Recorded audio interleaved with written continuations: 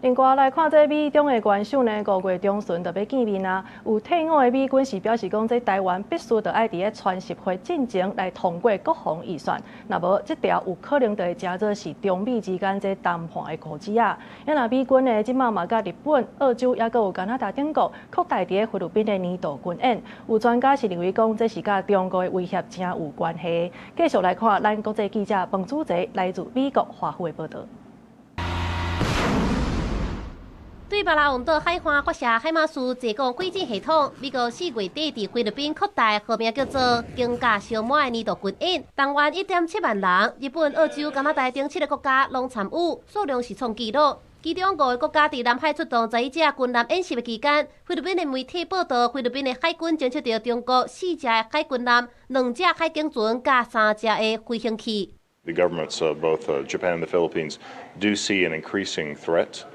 Coming from China or from the PRC, and are seeing a greater need to coordinate a little bit more, particularly in terms of their maritime forces. And we're seeing that now with some of the recent exercises. So even if Taiwan is not directly involved, it's still connected to concerns over a crisis over Taiwan. 台湾面对中国军事威胁，我国大下将亚太助理部长 Gregson 表示，国军应该整合科技人力，提升战力。不过，真烦恼，美军即马拢把武力的重心放伫中东。As we reduce defense assets in Korea, as we reduce forces in Japan and send them out there, it raises at some level the possibility of another conflict emerging. Only this time in Asia, a conflict that breaks out anywhere in Asia. Is going to quickly be everywhere.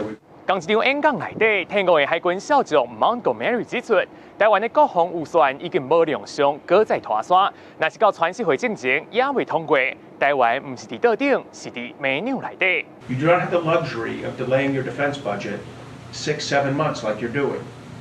These parties have to get off their backside, get an agreement, and get it done. And if they were smart, they'd get it done before May 14th. They'd get it done before about May 7th. Because that's about when the talking points are going to get ready for the president for his meeting with Xi on May 14th. 伫川普第一任内出任国防部东亚事务副助理部长的 Clinton 也甲台湾的媒体讲，国防预算要伫川习会进前通过，那无就是放弃手头剩的好牌。5月中川习会进前，台湾的国防预算敢会当过关，华府是非常的关注。公司国际记者彭祖哲，美国华府报道。